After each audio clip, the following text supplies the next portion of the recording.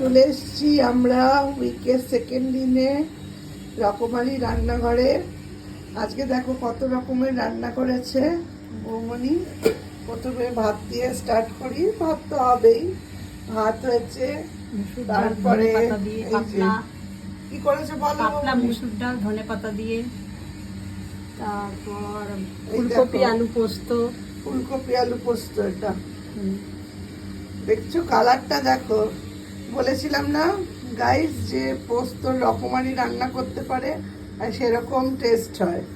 এটা হচ্ছে ফুলকপি আলু পোস্ত, তারপরে এটা হচ্ছে ট্যাংরা মাছ কষা, একদম জিমলা বড় বড় মাছ রসিয়ে কষিয়ে বরকে রোজ খাওয়ায়। বর বলেছি না দারুণ খেতে ভালোবাসে।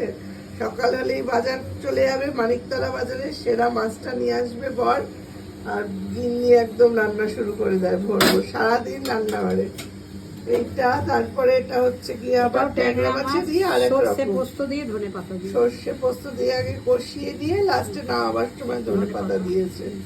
এই হচ্ছে আজকে দুপুরের মেনু। দেখে নাও সব রংগুলো, কালারগুলো তো সব ফাটাফাটি এসছে। আমরা এই শর্ট শর্ট ভিডিও করে দিচ্ছি ডেলিকার রান্না, আর এরপরে লং ভিডিওয়ে যাব। আবার বিকেলে আসবো, বিকেলে মানে রাতের ডিনার কি হয়। আজকে এই আপাতত লাঞ্চ টাইমের এটা শেষ, আবার শুরু করব আমরা ডিনার দিয়ে একটু পরে।